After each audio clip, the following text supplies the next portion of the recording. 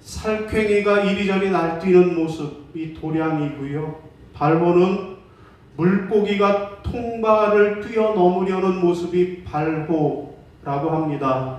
두 말을 합하면 도량 발호는 제멋대로 권력을 부리면서 함부로 날뛴다 라는 뜻이라고 합니다.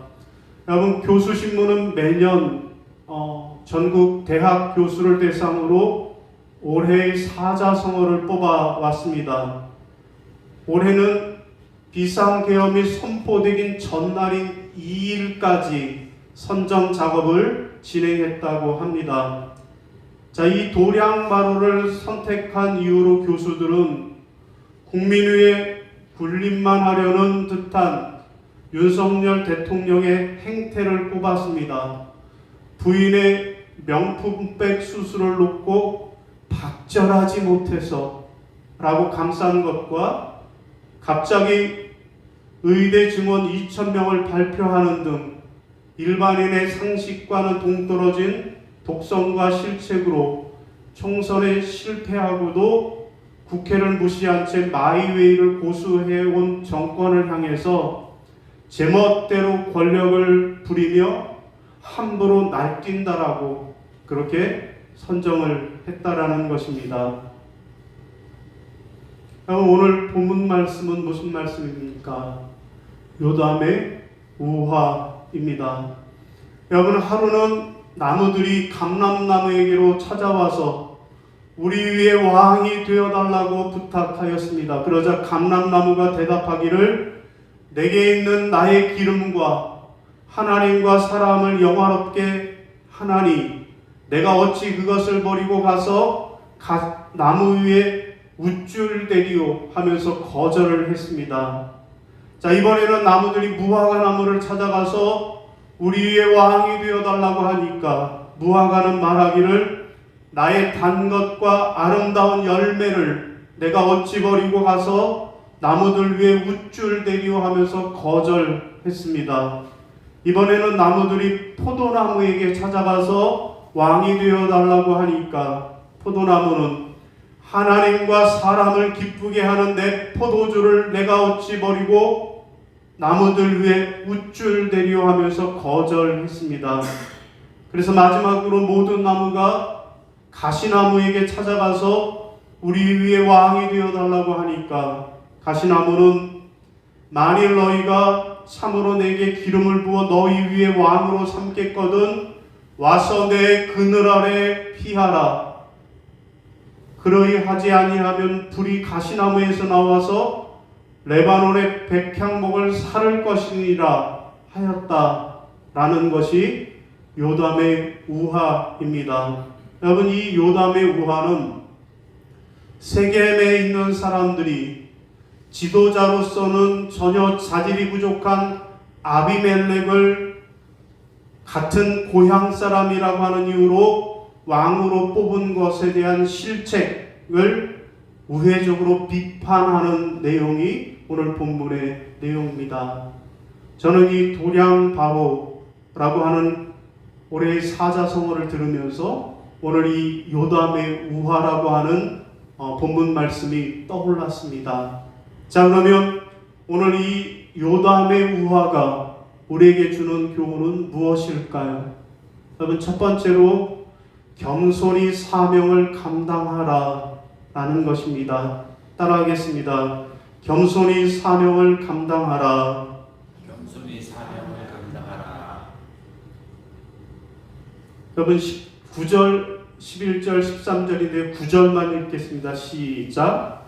감람나무가 그들에게 이르되 내게 있는 나의 기름과 하나님과 사람을 영화롭게 하나니 내가 어찌 그것을 버리고 가서 나무들 위에 우쭐대리오 한지라.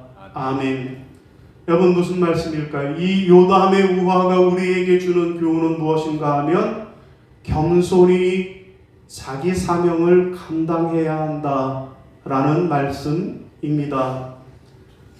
여러분, 감람나무와 무화과나무 그리고 포도나무처럼 백성들을 잘 다스리고 백성을 위해서 많은 것을 베풀 수 있는 좋은 나무들은 하나같이 겸손히 왕의 자리를 거절했습니다. 여러분, 그러면 이 나무들이 왕의 자리를 거절한 이유는 무엇일까요? 여러분, 감람나무는 뭐라 그럽니까? 자기의 기름이 하나님과 사람들을 영화롭게 하는데 그것이 내 사명인데 내가 내 사명을 버리고 어찌 우쭐 되겠습니까? 라는 것이었고요. 무화과 나무는 자기의 달콤한 실과를 버릴 수 없다라고, 포도나무는 하나님과 사람을 기쁘게 하는 것이 내 사명인데 그것을 버릴 수 없다라고 거절을 했습니다. 그렇습니다. 세 나무들, 감람나무, 무화과나무, 포도나무는 한결같이 왕의 자리를 거절한 것이 자기의 사명을 분명히 알고 그 삶을 통해서 하나님과 사람들을 기쁘시게 하는 것이 자기의 사명임을 알았기 때문에 거절했다라는 것입니다. 여러분, 결국 이것은 자기의 사명을 알고 자기의 사명에 충실한 사람이 하나님과 사람을 기쁘게 하는 유익한 삶을 살 수 있다라고 말씀하는 것입니다. 바라기는 오늘 우리도 겸손히 우리의 사명을 알고 내 믿음의 자리, 내 예배의 자리를 잘 지키는 저와 여러분이 되시기를 주님의 이름으로 부탁을 드립니다. 여러분, 지난 3일 밤에 12월 3일 계엄이 발표되는 밤에 국회를 뛰어넘은 사람들이 국회의원들만은 아니었습니다. 여러분, 계엄 선포 직후에 국회의원 물론이고 보좌관 또 국회의 직원들 그리고 수많은 시민들이 국회의 담을 넘어서 무장 계엄군을 맨몸으로 막아내면서 불법 계엄을 합법적으로 해제한 것을 우리 눈으로 보았습니다.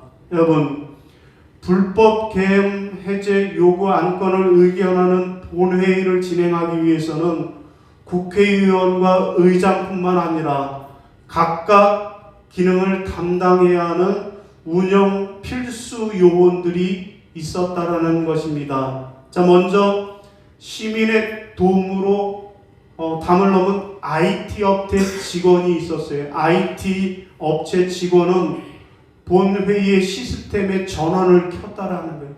이 사람이 전원을 켜지 못했으면 그러면 회의가 진행될 수 없었다라는 것이고요.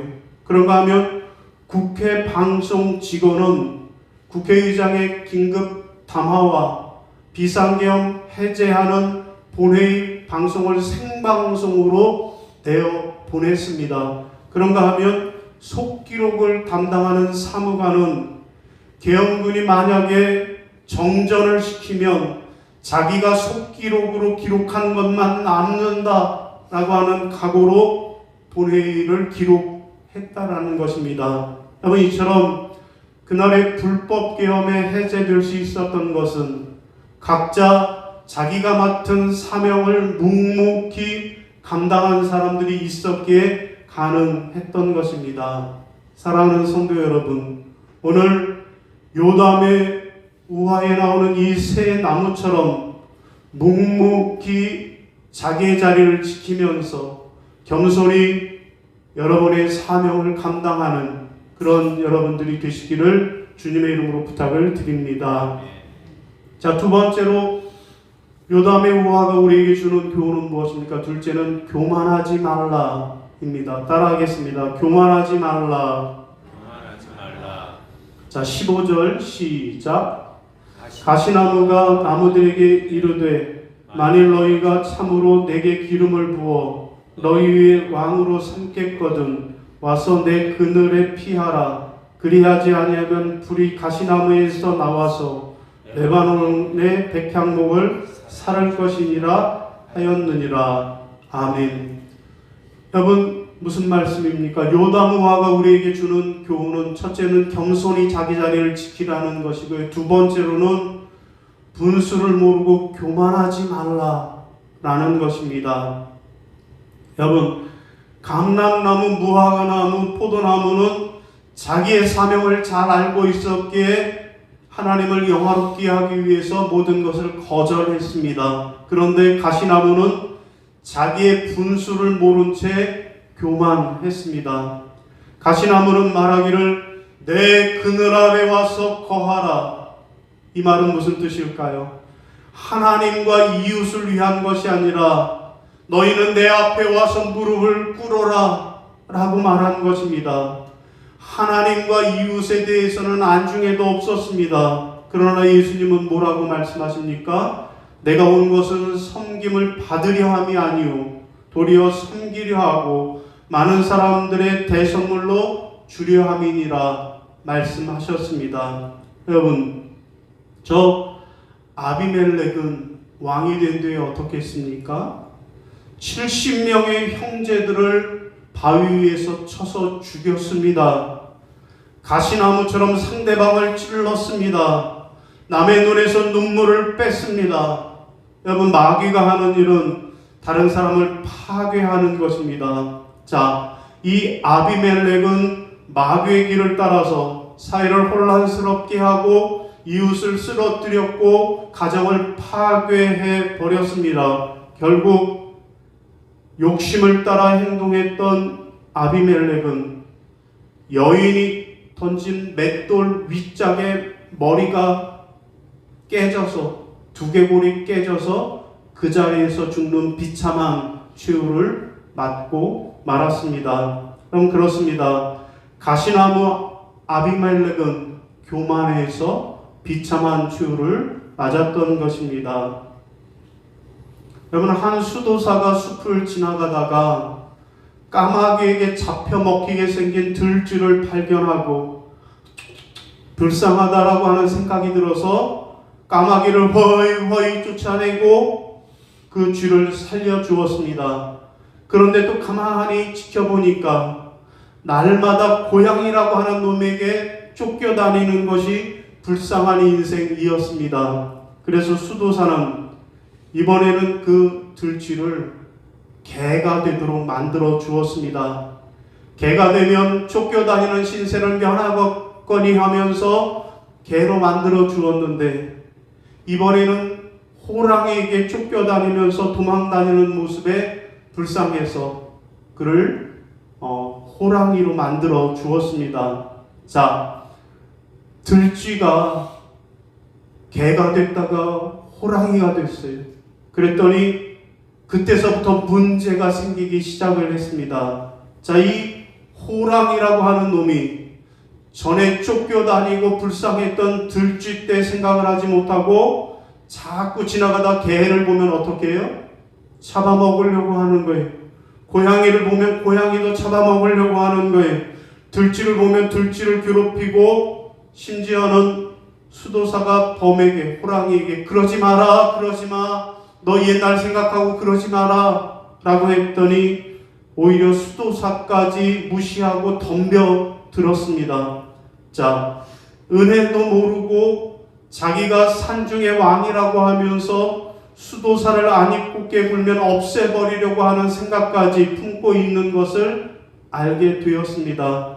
그래서 수도사는 어느 날 다시 그 호랑이를 원래의 모습 들쥐로 돌아가게 해서 죽을 때까지 수풀과 들판을 헤면서 쫓겨다니는 신세가 되었다라는 이야기입니다.